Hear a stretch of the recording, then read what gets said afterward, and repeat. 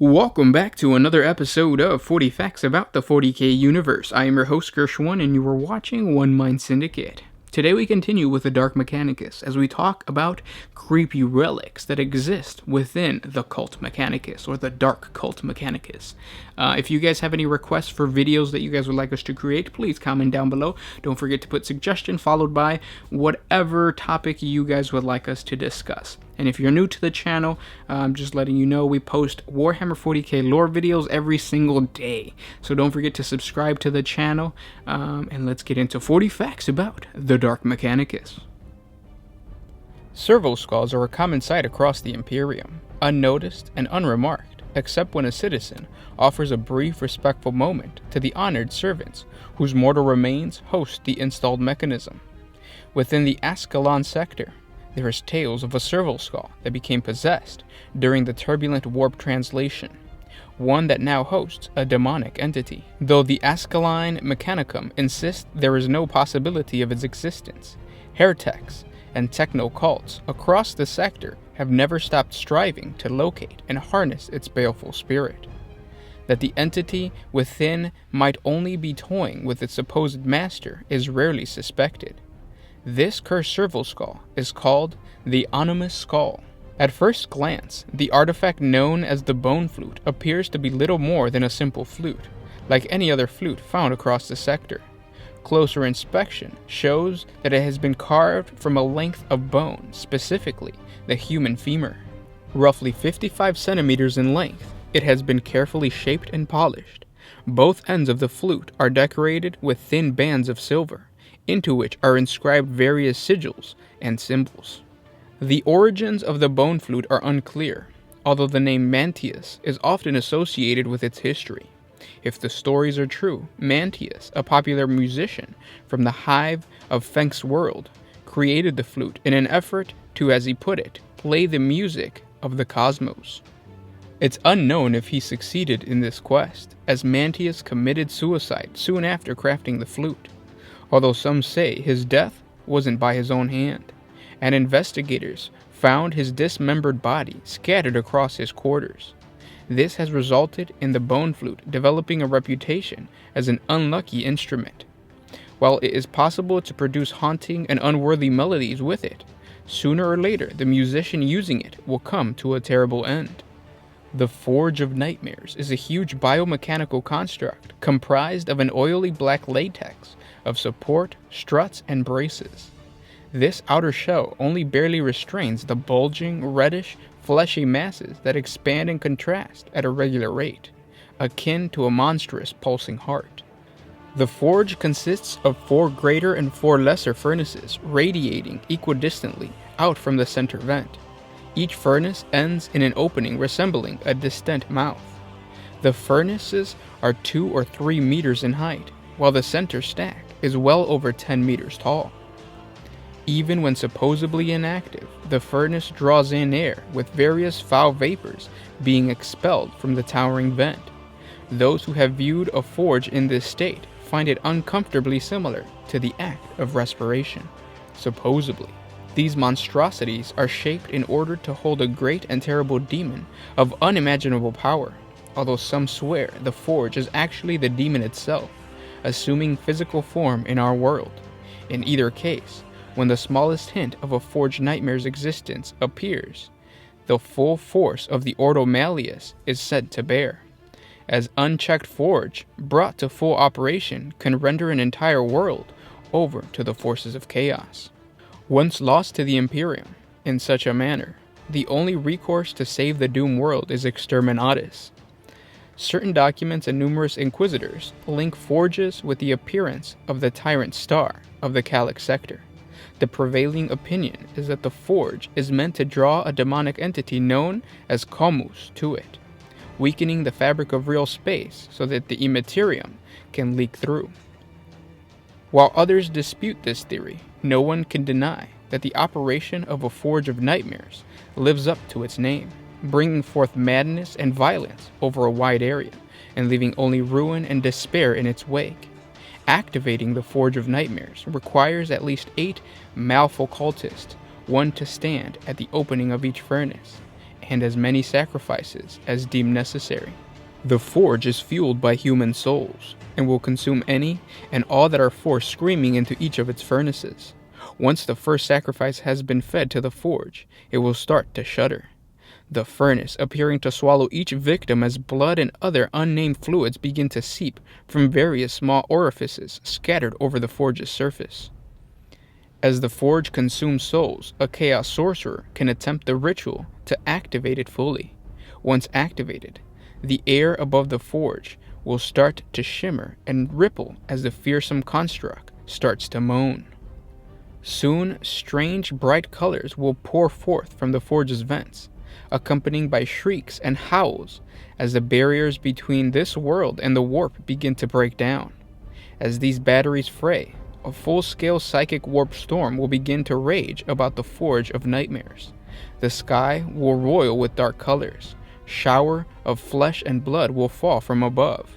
Lightning will strike not in bolts but in sheets. Foul spirits will walk freely. Technological devices will shudder from a myriad of problems before failing outright, and weak men will go hopeless. The blasphemous abstract painting known as the Flurry of the Emperor in the Light of Dawn is said to show the God Emperor greeting the rising sun over Holy Terra. It is both surreal and unsettling, mostly painted in various shades of yellow, gold, blue, and white.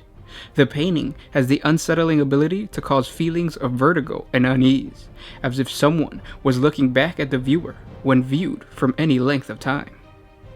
Close examination of the frame show it to be composed of thousands of human shapes wrought out of solid silver. The human figures, perfect in every detail, are intertwined about one another in positions of either ecstasy or anguish. The painting has a number of additional disturbing traits, which only become apparent over time. The painting and its frame always feel warm to the touch. The figures making up the frame slowly move in and twist, endlessly orbiting the painting itself. The colors making up the painting gradually shift, creeping over so slowly across the canvas. Although unnerving, the painting is effectively quinset unless properly treated with a new layer of varnish. A thin line of black crust, where the canvas meets the frame, reveals the true nature of this varnish: human blood. It is unknown who exactly created the painting, as records indicate the glory of the Emperor to be at least 1,000 years old. Certain scholars among the Ordo Malleus believe the glory of the Emperor was painted aboard a spaceship during a particularly violent warp storm. Others have declared the painting to be erroneously named, as not even the Imperium is capable of corrupting the visage of the God Emperor himself. The lens of seeing is an artifact that appears as nothing more than a simple monocle, similar to those worn by the aristocrat across the Imperium. Close inspection will show the lens itself is made from the finest crystal, with none of the usual marks left by mechanical polishers. The frame is gold wire, engraved with tiny symbols and sigils, and comes with a length of fine chain, so the lens can easily be attached to one's clothing. A curious and almost benign artifact, unlike many of the creations of the malefic art, the lens of seeing was in fact shaped by the radical inquisitor, Emil Amud. He sought to use it for the Imperium's benefit, seeking a way of deciphering the oft-included tomes found in the possession of cultists and sorcerers. For a time, the lens proved to be a valuable tool in his crusade against the forces of chaos, allowing the Inquisitor to clearly read even the most minor of notes, thus laying the cultist plans out in the open to be countered. But eventually, the fickle nature of the warp made itself known, and the Inquisitor discovered far too late the price the lens asked for its service. Driven to near madness by the obsession with secrets the lens revealed, Amud met his end when a supposedly minor gathering of cultists proved to have 10 times that number. Slain in the ensuing battle, Amud's body was eventually recovered, but the lens was not to be found. Libellus Apello, also known as the Book of Names, is a small booklet scarcely larger than the Imperial Infantryman's uplifting primer. It has a cover made of wooden plates covered in carefully prepared human skin. It opens via a single hinge, which has been fashioned to resemble the 8-pointed star of chaos. A brass gasp locks the booklet closed. If opened, the pages revealed are shown to be made of fine vellum. Though of nominal human origin, the exact nature of these well-dressed sheets is far too monstrous for most acolytes to dare contemplate. Each leaf of the Libellus Apellu is covered in mathematical formulas, alchemistic symbols, star charts, and dense blocks of text written in an obscure text, written by the disgraced and heretical adept Hetum Parang Levon. The Libellus Apellus passages must be translated before a person can properly use the book. Once this has been done, the Libellus Apellu is revealed to be a guide to the true names of demons. A number of demonic names are included in the book, some added by hands other than Levon's, along with scattered components in the margins detailing the requirements of summoning any of the demons mentioned in the main text, but not the summoning rituals themselves. Levon was executed for heresy soon after the completion of this blasphemous masterpiece, and the book vanished for a time, only to reappear in the hands of various maleficent cultists. Supposedly, at least one sorcerer used it to predict the next appearance of Camus, the Tyrant Star, finally captured by Amalthean inquisitors. The Libellus Apellu currently resides deep in the vaults of the Tricorn Palace, located in Hive Celebes on Scintilia. Madani's music box originates, according to most legends, from the private workshops of amateur medallist Baron Michaelus Mandi of Voxis Prime, roughly the size of a fat data slate. Its baroque exterior hides an impossible number of gears and levers that whirl frantically when the brass crank is opened. Tales claim that it only plays a single piece of music, Nuella's Lament to the Fallen of Juno, although no records remain of who Nuella was or who the Fallen of Juno were. The sad tales relate that those hearing the songs were enraptured, ignoring everything else and swaying oddly to the ringing tune. Some scholars believe reports of mass disturbances linked to this item. These describe a cacophony of noise emerging from a main harmony that grows louder to eventually drown out the original tune. Dark tales speak of entire blocks or cities going into riotous frenzies, tearing apart everything and everyone around them in their frantic desire to recapture the song. Mere recording, it is said, would not suffice, a worrisome note that many inquisitors believe can only indicate the device has psychic effects or warp-based components. Mech spiders consist of a human head fashioned from brass, mounted on a small 8-legged frame.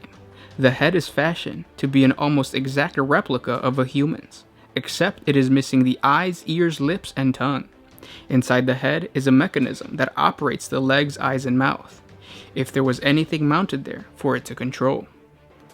Created as a mockery of the tech preservator, mech spiders are often used by sorcerers and witches to spy upon the unsuspecting or to communicate with remote cells of cultists.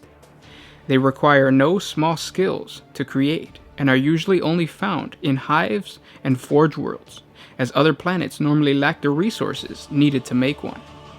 And those were 40 facts about Dark Mechanicus Relics. I hope you guys enjoyed this video. Don't forget to like, comment, and subscribe, and make a suggestion down in the comments below as to what topics you guys would like us to cover.